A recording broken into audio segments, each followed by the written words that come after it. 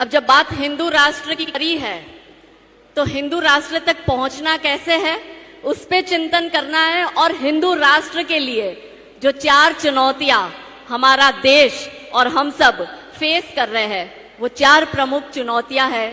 सबसे पहला इस्लामिक आक्रामकता, दूसरा विस्तारवादी चर्च, तीसरा माओवादी षड्यंत्र और चौथा अलगाववादी आंदोलन। ये 4 प्रमुख चुनौतियां हमारे देश की, हम हिंदुओं की है। हर रोज हम इन चुनौतियों से लड़ते हैं। आपको बताती हूँ इस्लामिक आक्रामकता क्या होती है। रामनवमी की शोभा यात्रा निकली, पत्थरबाजी हुई, मालूम है सबको? कैसे खुशी से बोल रहे हैं हाँ। ये इस्लामिक आक्रामकता है। हमारे हिंदू देश में हमें अपना त्योहार मनाने से रोका जाता है। त्योहार मनाते हैं तो पत्थरबाजी होती है और कोई छोटे मोटे कंकर नहीं फेंके जाते, इतने बड़े बड़े पत्थर हिंदुओं की शोभा यात्राओं पे फेंके जाते हैं। दिल्ली जहांगीरपुरी की घटना आपको याद होगी कि कैसे अभी हनुमान जयंती के दिन पत्थरबाजी हुई। ये इस्लामिक आक्रामकता है। हिंदू अपनी रैली निकाल रहा है, उसको रैली निकालने से नहीं दी जा रही। ये इस्लामिक आक्रामकता के जो दुष्ट विधर्मी लोग हैं वो कहते हैं कि हमारे इलाके से क्यों निकली, तो मतलब किसी के बाप का है इलाका। भारत देश में रह के हमारा इलाका तुम्हारा इलाका ये क्या होता है? हम पाकिस्तान में तो नहीं रह रहे। और वैसे भी पाकिस्तान जो है वो कोई इस्लामिक देश नहीं है, कोई मुस्लिम देश नहीं है। भारत से ही हड़पा हुआ इस्लामिक आक्रामकता का जीता जागता सबूत है। भारत ही था जिसको पाकिस्तान बना दिया, इस्लामिक आक्रामकता का सबूत है। तो क्यों होती है पत्थरबाजी? क्या इस देश में हिंदू दुर्गा विसर्जन नहीं कर सकता? बंगाल में वो रिंकू पांडे दुर्गा विसर्जन करने गया तो उसको मार दिया गया। अभी हमारे गुजरात में किशन भरवाड़ ने एक सोशल मीडिया पे पोस्ट कर दी। उस पोस्ट पर इन विधर्मियों ने उसका मर्डर कर दिया। ये इस्लामिक आक्रामकता है, क्योंकि उन विधर्मियों को पता है कि हिंदू अपने आप में इस पिछले 70 साल में इतना कमजोर हो गया है कि वो प्रतिघात नहीं करेगा। मेरे जैसे लोग जब आके बोलते हैं तो हम पर सांप्रदायिकता का थप्पा लगा दिया जाता है, पर मैं कहती हूं कि अगर हुआ मेरे धर्म पर घात तो मैं प्रतिघात करूंगी। हिंदू हूं, हिंदुत्व की ही बात करूंगी।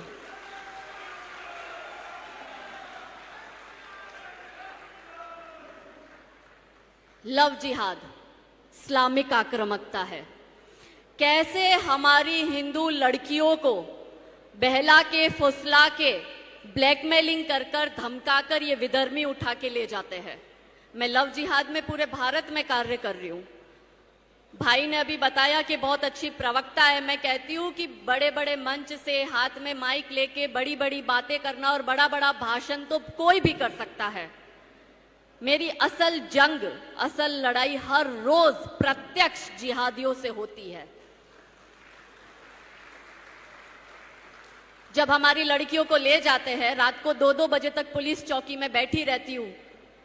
मुसलमानों के 250 लोग पुलिस चौकी के बाहर खड़े होते हैं, हमारे 2 लोग खड़े नहीं होते हैं। अवैध कब्जा, ये भी इस्लामिक आक्रामकता है। सोमनाथ मंदिर का नाम सुना है सबने? गुजरात में आया है। आप यकीन नहीं मानेंगे, सोमनाथ ट्रस्ट की ही जगह पर इन जिहादियों ने अवैध कब्जा कर लिया। खुद की मस्जिद बना दी, खुद का कब्रिस्तान बना दिया। और आज हमारे ही ट्रस्ट के लोग अपनी ही भूमि पाने के लिए लड़ रहे हैं, क्योंकि वकफ ने क्लेम कर दिया। क्योंकि उनको पता है हिंदू तो सोया हुआ है, भले ना हम उनकी जगह ले ले। आपका अपना घर है, मैं आके कब्जा करूंगी, करने दोगे? हाँ या ना? हाँ या ना? तो फिर हमारे मंदिर को क्यों कब्जा करने दे रहे हो? क्योंकि अपने बाप का थोड़ी है, किसी और के बाप का है ना? तो क्या मतलब इन मंदिरों को बनाने का, इस मंदिर में इतना दान देने का, जब आप अपने मंदिरों को नहीं बचा पाते हो? द्वारकाधीश का नाम सुना सबने? गुजरात में आया है द्वारका मंदिर। कितने लोग द्वारका मंदिर गए? बहुत कम लोग। एक द्वारका है और एक बेट द्वारका है। अब मैं आपको बेट द्वारका की हकीकत बताती हूँ। इस्लामिक आक्रामकता का जीता जागता एक और सबूत आपको देती हूँ। बेट द्वारका में टोटल संख्या वहां की 10,000 है। वहां पे ओखा पोर्ट आया और ओखा पोर्ट से बाय बोट हमें जाना पड़ता है बेट द्वारका, जो 15 मिनट का रास्ता है। उस बेट द्वारका की टोटल जनसंख्या 10,000 है, उसमें मात्र हिंदू 1500 है और 8,500 मुसलमान हैं। अब आप सोचिए, और हमारा जो बेट द्वारका का जो हमारा कृष्ण मंदिर है, वो कृष्ण मंदिर चारों तरफ से जिहादियों से घिरा हुआ है। अब इससे भी शॉकिंग बात सुनिए कि 85% मुसलमानों में से 70 से 75% मुसलमानों के मकान, दुकान, घर, जमीन सब अवैध कब्जा करी हुई है। अब सबसे बड़ा प्रश्न ये आता है कि इनको बिजली का कनेक्शन किसने दिया, इनको पानी का कनेक्शन किसने दिया।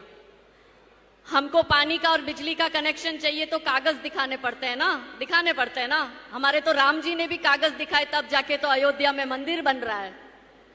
ये बिना कागज दिखाए इनको बिजली और पानी का कनेक्शन मिलता है कैसे? क्योंकि कुछ सरकारी अधिकारी जो आज के औरंगजेब और मोहम्मद गौरी बने बैठे हैं, वो खुद लिखकर इनको हमारी जगह दे रहे हैं और हम हिंदू सोए हुए हैं। क्या कभी किसी ने इन अधिकारियों से प्रश्न किया? ये जंग हम तब जीतेंगे जब महिलाओं की निष्क्रियता सक्रियता में बदलेगी। तो coming back to the point, Dwarkadhish मंदिर में 1500 हिंदू रह गए, उसमें भी जो 1500 हिंदू है वो सीनियर सिटीजन है और हिंदू के यंग बच्चे वो गांव छोड़ छोड़ के जा रहे हैं, क्योंकि वहां पे जो हमारे हिंदू है वो द्वारका तो जाते हैं, बेट द्वारका नहीं जाते। वहां टूरिज्म नहीं है, कोई हिंदू संस्था नहीं है, कोई बड़े हिंदू मंदिर नहीं है। और यकीन मानिए आने वाले 5-10 साल में बेट द्वारका जो है बेट शरीफ बनेगा, क्योंकि इंटरनेशनल मुस्लिम एसोसिएशन को वहां की मुस्लिम कम्युनिटी ने लिख के दे दिया है कि इसको बेट शरीफ का दर्जा दो।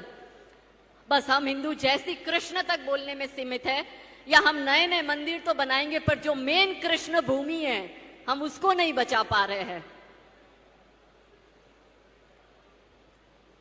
एक हमारे अहमदाबाद में मंदिर आया, जगन्नाथ का मंदिर, बहुत पुराना मंदिर है, वहां की जगह पर इन जिहादियों ने कब्जा कर लिया। उसका केस भी कोर्ट में चल रहा है। आप इनकी मॉडेस्ट ऑपरेंडी देखिए कि हर मंदिर के आसपास ये जिहादी अवैध कब्जा करते हैं और हम कब्जा होने भी दे रहे हैं। हम ये सोचते कि हमें क्या, हमारे बाप का थोड़ी है। और जब मेरे जैसे लोग लड़ने जाते हैं तो हमें धमकी देते हैं। मुरली जी, एक मंदिर आया है मोरबी में, अगर आप गूगल करेंगे तो बहुत हेरिटेज पैलेस है, मनी मंदिर मोरबी। इतना विशाल के जैसे संजय लीला भंसाली की पिक्चरों में कैसे बड़े बड़े विशाल महल और मंदिर दिखते हैं, वैसे उस पे अवैध दरगाह, एक छोटी सी मजार बनती बनती 3 माल की दरगाह बन गई, 3 माले की। 2.5 साल से उसके लिए मैं संघर्ष कर रही हूं और मुझे जिहादियों की धमकियां इतनी मिली है कि मैं यहाँ पे तो बिना बॉडीगार्ड के आई हूँ। गुजरात में मुझे 4 बॉडीगार्ड के साथ ही घूमना पड़ता है, कहीं भी जाती हूँ 4 बॉडीगार्ड साथ में होते हैं। ये धमकी देते हैं क्योंकि मैंने अवैध दरगाह के खिलाफ आवाज उठाई। वो अवैध कब्जा कर रहे हैं तो वो सेक्युलर हो गए। मैं उसको सेक्युलरिज्म नहीं कहूंगी, मैं उसको नेहरूवादी सेक्युलरिज्म कहती हूं। और मेरे जैसे लोग जो आवाज उठाते हैं तो धमकी देते हैं कि तेरे चेहरे पे एसिड फेंक देंगे, तेरे पति का मॉब लिंच कर देंगे, तेरे बच्चे जिस स्कूल बस में जाते हैं उसमें बॉम्ब ब्लास्ट कर देंगे। मेरे 2 बेटे हैं और एक गर्ल चाइल्ड मैंने अडॉप्ट करी है, 15 साल की है वो। तो कहते हैं तेरी बेटी को घर से बाहर मत निकालना वरना मुसलमान उसका गैंग रेप करेंगे। ये सारी धमकियां मिलने के बावजूद हर रोज लड़ती हूं। और वो इसलिए, और जब ये लड़ाई हो रही थी और इतनी धमकियां मिल रही थी, तब समाज के 4 लोग खड़े नहीं हुए।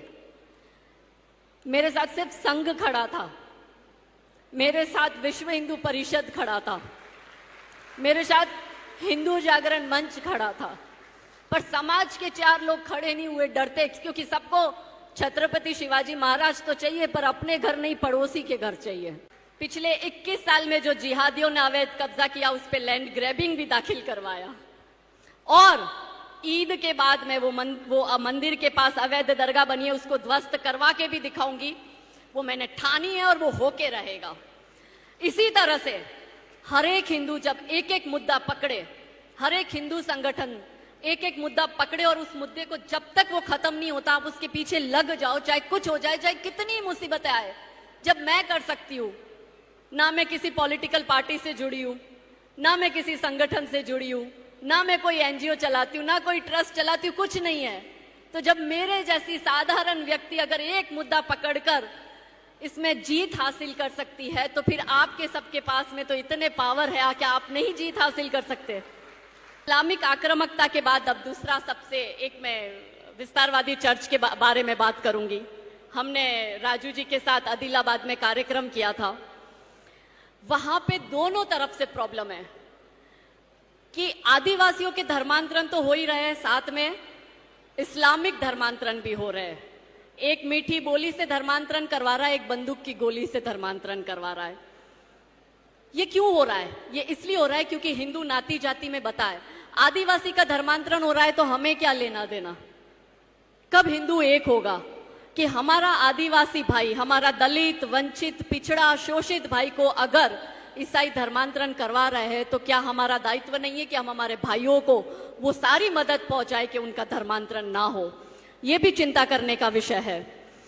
तीसरी हमारे देश की प्रॉब्लम है इस्लामिक आक्रामकता, विस्तारवादी चर्च के बाद तीसरी और सबसे प्रमुख प्रॉब्लम है माओवादी षड्यंत्र। माओवादी षड्यंत्र कैसे कार्य करता है? कम्युनिस्ट इस्लामिस्ट ग्रुप मिलकर षड्यंत्र रचता है। ये षड्यंत्र ऐसे रचे जाते हैं कि जैसे बॉलीवुड की फिल्में हैं। केदारनाथ फिल्में आप सबने देखी?